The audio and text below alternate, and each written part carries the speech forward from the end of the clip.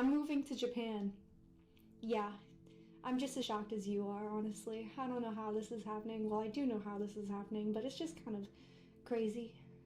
It's really crazy. So I'm moving on the 22nd of March, which is approximately 8 days from recording this video.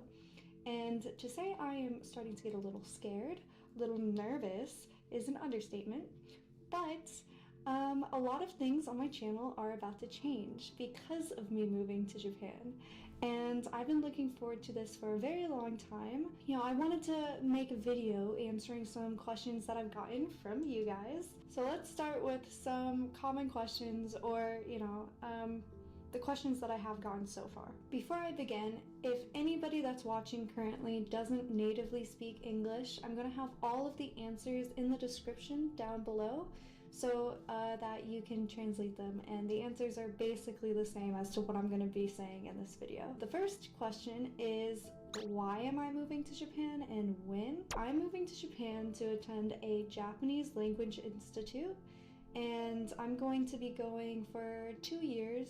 That's my intentions as of making this video. Question number 2. Have I ever gone to Japan before this upcoming trip, and can I speak Japanese? Yes. I went abroad when I was in my sophomore year of high school, and I lived in Tokyo for 6 months. During my time in Japan, I learned how to read, write, and speak Japanese, though I'm still not very good at it, which is why I'm going back. Question 3. How did I figure out where I was gonna live, and how did I get the apartment? I'm going abroad with a study abroad program, which means they do a lot of the paperwork for me. They give me a list of schools that I can attend, different locations, etc. And they also provide me with a list of companies that can help me find an apartment or a place to live. I would compare it to basically any other website that you would go on in America to find an apartment. Question 4. Is it more or less expensive than where I have been currently living in America? My budget for an apartment, regardless of location, is about $900 US, and that means I obviously found an apartment that fits within my budget. So I'll be paying about $500 to $800 a month, utility included, for my apartment in Japan. But I'm also going to not just be having an apartment, I'm actually going to be living in a share house, which isn't just a unit all by itself. It's gonna basically be in a house where I have floor mates, and we all have like a shared bathroom, shared kitchen, and things like that. It's generally more affordable. I did look at some apartments, but all of the ones that I tried to get, I didn't get them. So yeah. Question 5. How much will it cost to take my stuff over to Japan? As of making this video, I have 3 large boxes that I need to move to Japan, and each box, based on US shipping and internationally, is going to be from $36 to $50 with a limit of 70 pounds. And I think total, what did I put down? Oh, I didn't even total that up. So yeah, you just do the math. Let's say it's $50 for 3 boxes, probably like $150, just still generally cheaper than having an entire shipping like unit, like one of those giant truck shipment things and getting it put onto a ship and then shipped over to Japan. I'm also bringing 2 checked luggage bags, which is $60 each, totaling $120 US, and 1 carry-on luggage, which is free because of the flights I'm taking. It'll vary depending on how much stuff you're trying to bring, but I'm totaling it up to about 120 plus 150. Boing! There you go. There's the math. I'm not going to do it in the moment. Question 6. What visa will I have? I'm going abroad with a student visa because I'm going to be a student in Japan, and that's the easiest sort of visa for me to get. Question 7. How will I continue to make an income while I'm in Japan? Am I gonna get a job there? For a while now, I've been making an income off of the content that I create, which I'm very, very lucky to be able to say that. I make, you know, YouTube content as well as other social media content, which have been enough for me to pay my bills. When I'm there in Japan, I don't intend on getting a job, mostly because there's gonna be a very big language barrier, but also as a foreigner, I need a special certificate that states I can be a worker while in Japan. My school can offer that for me, but I didn't necessarily want to apply for that right now, so I'm not going to have one when I'm there. The majority of my time is going to be spent studying the Japanese language and really enjoying the culture, and then also creating videos while I'm there. Question 8. What goals do I want to accomplish during my time abroad in Japan?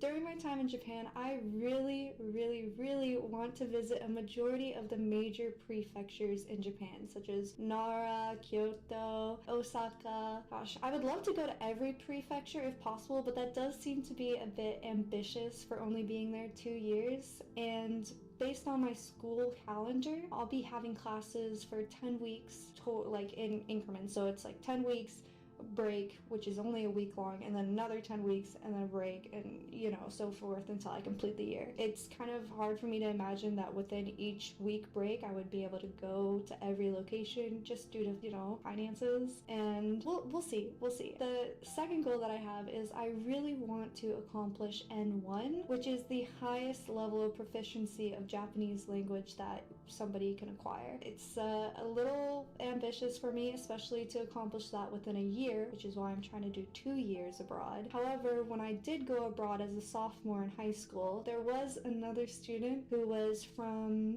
I don't quite remember what country he was from, but he wasn't from America. He did speak English natively, but it wasn't his first language. And he managed to get N1 just during his entire year study abroad as a high school student, which is very impressive and gives me a lot of hope to also accomplish my goal.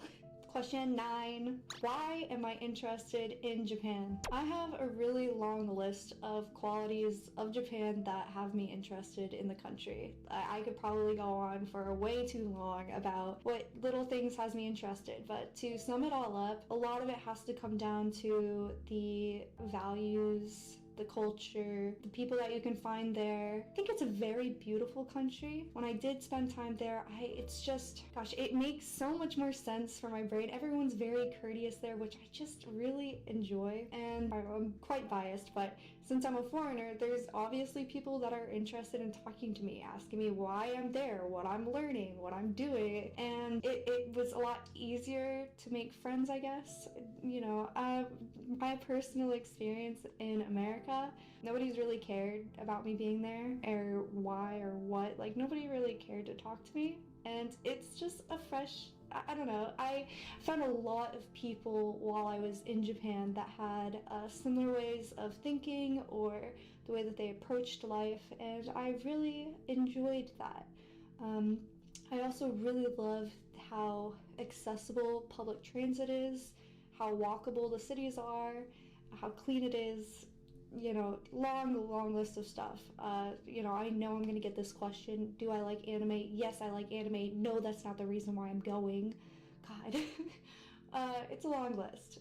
So yeah, I hope that you can watch some of my videos and be as intrigued with me about Japan. Question 10.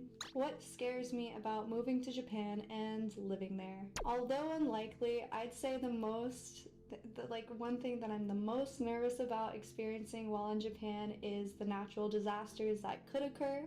I have been in a skyscraper while I was abroad as a sophomore during an earthquake, and it was the most surreal feeling of the building swaying back and forth. My door was shaking, so it sounded like a very big slamming noise. Nothing fell over, but I was 15 floors up on the top of a fucking skyscraper, and it was swaying. You know how terrifying that is?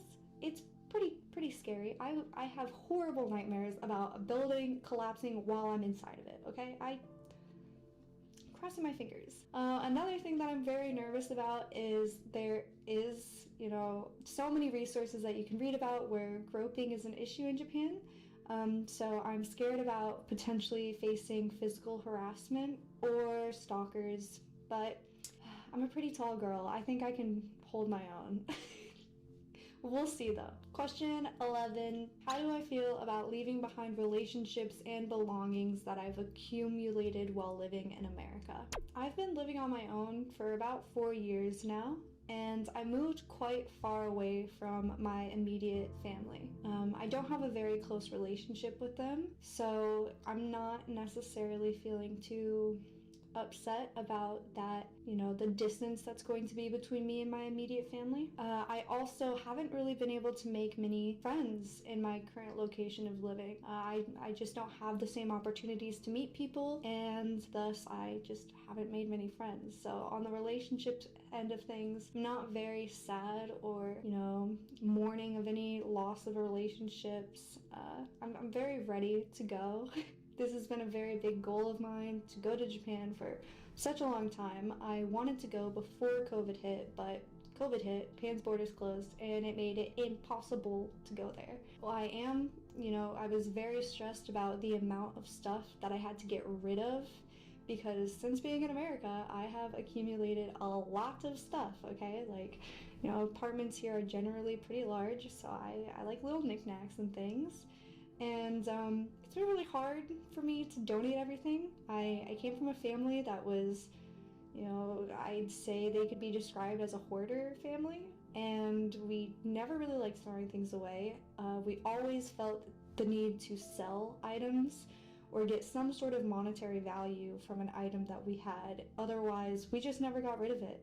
So with the date of leaving approaching, it's not realistic of me to keep all of these things or to send them to Japan with me. A lot of my stuff has been donated, and it's been very hard going through everything and choosing just exactly I'm okay with getting rid of. And that's why I've got 3 boxes that I'll be shipping to Japan, because those are the things that I absolutely was like, no, I can't part with. No, I will not. Question 12. What about my dog? For anybody that's been watching my videos for a long time now, they'd know that I've got a doggy, and is a German Shepherd. In Japan, unfortunately, it's very hard to find affordable and just any accommodation that would allow for such a large breed of dogs, let alone the idea of getting Brutus on a plane, bringing him to Japan, and then getting him through the border. It's just a lot. It would be very stressful on him and very costly. And also, I'm going to be attending classes and doing a lot of different things that would make it very hard to give Brutus the sort of attention and care that he would need from me. So he's going to be left in the care of someone very close to me, and he's going to stay in America. Question 13. 13. This is getting hard to put on my hair. How is my ASMR content going to evolve while going abroad to Japan? I have a lot of ideas for the types of ASMR content that I want to make while abroad. Some of that is travel related content with ASMR themes. I'm not sure if you've seen travel videos where there's no music or voiceovers, it's just sort of experiencing the travel altogether. I'd love to make those types of videos, as well as, detailed videos where I am making commentary. I also have ideas of potentially recording while at shrines and collecting nature sounds or just different things with very pretty videography. Overall, I have a lot of ideas. I'm not too sure how accessible my new place of living is going to be for creating ASMR content, since, it does have to generally be quiet. But I'm sure I'll figure out a way to still be creating some ASMR content. Question 14. What plans do I have for my YouTube content? Overall, I would really like to branch out from ASMR. It's always going to be something that I create because it's just a fun hobby of mine, but I have ideas for new types of videos. I really, really, really want to create educational type videos during my time abroad, be it showing off new locations or attractions that you can find in Japan, videos about the language and how I'm learning it, and just a bunch of different types of videos really. I get questions on if I'm going to be going to places like the Super Mario World. Yes, oh my god, I can't wait to go to that. And yes, I'm going to be making videos off of it. I feel like a lot of my content is going to start to be geared more towards vlogs. So I hope that you'll subscribe and stay around for those types of videos, because I'm going to be putting a lot of my heart and soul into those. Question 15. This is a bit of a longer question that I received from somebody, but I couldn't exactly shorten it down to something easy for me to say, so I'm going to read it off my phone really quick. Some individuals face difficulties while assimilating to Japanese culture, and foreigners relatively stand out. What are your thoughts on the topic, and how will you face these subjects? Good question. Personally, throughout my life, I've been a lone wolf. I've always been just alone. I was always dubbed the weird kid, which makes sense when I look back on it, let's be real, and like look at some of my content. Yeah, I'm definitely the weird kid. And because of this, it was like I've just never been very close to people. I've never really conformed to societal norms or standards, and thus it led to me being ostracized in a lot of different situations. Having faced those types of situations, it's made me rather lax to now facing them as an adult. And it doesn't really bother me as much as it would the normal person, I guess. Throughout my time as an adult, I've learned that I will always come across people who will accept me as I am or understand me as I am, and I'm not very scared about the sort of connections that I'll be able to create while abroad. I know that I'll be able to find people that I can relate with and feel close to. However, I don't want that to be taken as me disregarding the common courtesy. Being mindful of other people's values and standards is going to be a high priority to me, because I feel like, you know, in Japan, you're going to face mindfulness of other people in general, and you should always extend that to other people as well. As long as my actions aren't hurting anybody around me and I'm not forcing anybody to follow my standards, then I don't really see myself facing much difficulty. I think that there are some issues that people can face with Japanese individuals, because typically there's like a way that Japanese people have acted from my own experiences where they don't always say what they feel, and it definitely makes me stand out because I'm a very direct person, and I've always in America and while I was abroad faced some issues from just speaking very directly, and I have tried so hard to be a lot more gentle with how I come across, but I think it's always going to be an issue of mine, and it is what it is.